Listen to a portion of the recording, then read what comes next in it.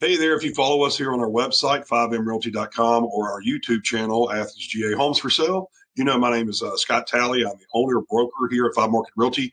We like to do market updates on the Athens real estate market, areas around it. We have been doing those monthly since, I think, April of 2020, and now we are doing them starting this month on a quarterly basis. A couple of reasons. One, we think that now 90 days is going to help us show changes in the market that we're seeing in the year. The market's not changing as fast as it was, so 30 days isn't really enough. And two, I have a habit of making too much work for myself or creating more work than I probably should. So I'm going to dial back the monthly updates and bring them to a quarter. If you're interested in following these updates or being updated when we have a new property video for a listing, be sure to click subscribe.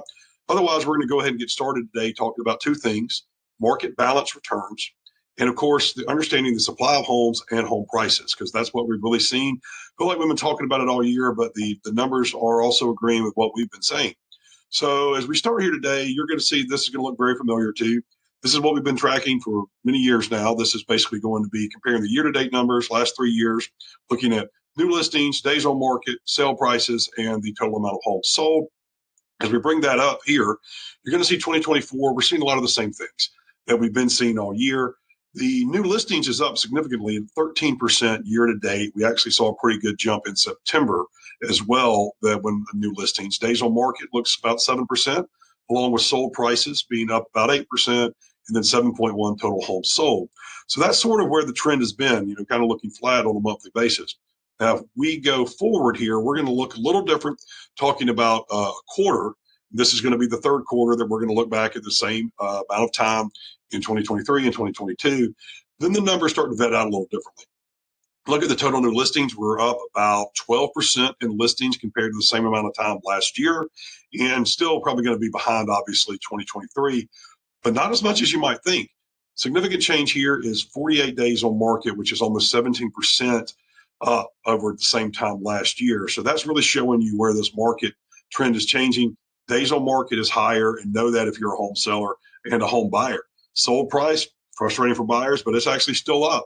One of the things for that is we're seeing some really high-end homes still sell, and that pushes the value up across the board. When you compare a $350,000 home and then a $2 million home sells, that's going to be a big outlier that we didn't used to have so much in our market, but we definitely do now. This is something we've shown you several times. I did not want to remove it from the new update, but look here, 144 more. This is the inventory of homes in Clark and Oconee County. What I'm counting here is just Athens MLS, a house that is for sale that does not have a contract on it with a contingency or a kickout clause. So Sunday, October 5th or 6th, I'm doing this, I guess, 396 homes for sale, which is significant, a large increase. We have realtors that have never seen a market that had 400 homes for sale, because we have that many people that have been doing this since 2020. Now, that is a 57% increase, 144 more than last year, and a 57% increase from 252. One of the things I'm going to talk about, I want to show to you, is while this is significant and it is a big gain, this is not some record-breaking amount of homes for sale. This is a return to a more normal market, which is good. It is a balanced market. It's not a buyer's market. It's not a seller's market. It's somewhere in the middle. And that's what I want to talk about here with this absorption rate. We've done this before too. Monthly absorption rate is the amount of homes that are being purchased in a given month relative to the amount of homes for sale. How many months would it take at that rate to buy up all these homes? We are at 3.5 still, just like we were last month. And what's significant here is not that 3.5 is a big number. That's where we are, 3.4. Remember, this is the world according to me, where I calculated my way from Athens MLS. Doing that same way, look, it's significant because it's over last year and how much more it is from 2.1. That's where the significance is. So moving ahead here too, I want you to kind of understand the homes for sale and what these numbers truly look like. So while we're talking about 400 homes being on the market in Clark and Oconee County, let's look specifically at 5 points. January 2023, you're around 15 homes for sale in that neighborhood, and that's just specifically this neighborhood. Peak of 2023, there might have been 20 homes for sale in all of 5 points, excuse me. Now we're around 30. So while 10 to 15 to 30 is doubling, we're actually only talking about 30 homes for sale. Now, 30 homes for sale in a small neighborhood is a lot, but keep in mind, while the listings are going up, it's not a record-breaking amount. It's getting more to normal. Going to come here and break it out again too of the supply of homes in different parts of town. Green is 5 points. That purple or magenta color is Oconee County. Blue is Normaltown, and this yellow is Clark County as a whole. Below my head is 2022. You can see most of the numbers are pretty tight, except for Clark County as a whole. Green, 2.5, and then Oconee County, a little under 3. You get here to 2023, it's the same thing. The grouping's about the same, but now you're seeing a difference here in 2024. And what I'm pointing towards here is in some of these areas, let me move my head again, you got a 4-month supply of homes. That is 5 points, and that is Oconee County. And the perception is those are really desirable areas, and they are truly really desirable, but they're also some of our more expensive areas. And where the prices have gone, there are less people that can afford these homes. Therefore, the homes are going to sit longer. When you look at Normaltown here in the blue, it's an expensive area too, but it's kind of tracking right on a line with itself. What we would classify Normaltown going to have a pretty big range of properties. Clark County as a whole is at a little over 3, which is significant looking when it was 2.2 a year ago. Average price per square foot. This is another thing that even myself as a real estate broker of 20 years now, 20 years in the business, it is getting very hard to predict where a price is going to go in some areas. If you look back here, 2023, we were at 300 per square foot, now going up to 400 per square foot in the 5 points area. This is just 5 points.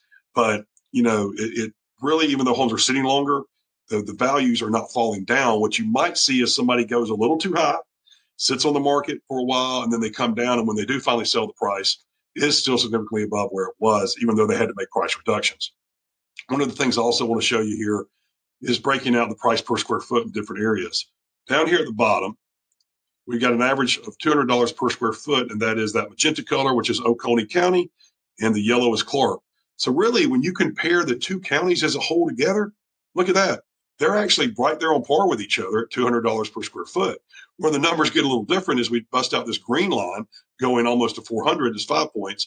And then there's a Normaltown here in blue over 300 trying to keep up with 5 points area. Prices are very specific to the area you're looking in. Keep that in mind. Factors to understand. Going to cover a few things I want to talk about that maybe we didn't in detail. I want to try to keep this under 7 minutes if possible.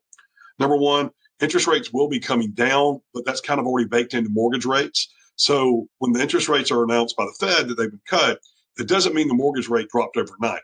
The rate that might impact you is your credit card rate, buying a car, maybe getting a commercial loan from a bank or something like that, credit from a bank. But it's not going to instantly impact overnight. As a matter of fact, rates, while they are better, I think, some of them actually ticked up a little bit after the Fed announced the rate cut, excuse me. Also, inventory. When I sit there and show you there's 400 homes on the market now in Clark and Oconee County, that is not earth-shattering. That is a return to normalcy. We once had 800 homes. So it's not a buyer's market. It's not a seller's market. We're in a balanced market. Prices are very area specific. Be sure that you know what you're looking for. If you're hearing that the market's turned and it's now in buyer's favor, but you're looking in an area of town that's highly desirable, let's say a condo in downtown Athens for 5 points, be prepared to pay list price or more. If you're looking at a price point that's got a lot on the market, you have some power in that circumstance. Lastly, I don't want to harp on this too much, but I want people to understand. We talked a lot about a NAR settlement lawsuit, and it went into effect in August, and it was basically had some misinformation about the fact that people were no longer going to have to pay commissions, sellers were not going to have to pay buyer agents, and that change has gone into effect. And what we've seen across the board, take it from someone who sees the contracts that I do and across the company, we have not seen anything change at all. It's a shame that how the misinformation gets out there. Commissions and compensation to a listing broker or a buyer broker, they've always been negotiable. It is up to the seller if they want to hire someone to sell their house, and it's up to them what they're going to agree to pay for that service. Now, what we are seeing is more work. We're seeing more people have to sign agreements to go look at a house. And what you need to understand is if you are looking to see a property, you are going to have to sign a buyer agreement. If you want an agent to represent you, you're going to have to sign a buyer agreement. They're not trying to hoodwink you. But right now here at our company, as of October 6th, every single listing we have is offering buyer broker compensation. Every single one across the board. There's been no change. There's more of a pain in the neck to do some more forms. We can't put the compensation in MLS. That's a little inconvenient. There's more texting and communication. But so far, it's been, as we said, kind of a nothing burger at how things have changed.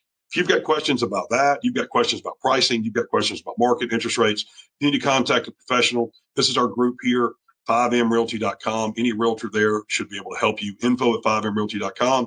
You can also just click subscribe and you'll be updated when we have a new market update or a new property video for one of our listings. We're going to be doing these quarterly now, so it'll be a while before we talk to you again. Be sure to reach out if you have questions. We'd like to be a resource to our people. Even when you're not buying or selling a house, we still like to check in and see if there's a way we can help you. Hope you have a great October. And the Dogs got back on a good winning streak against Auburn. Hopefully they'll keep that going. We'll see you a little later in the year. Have a great one.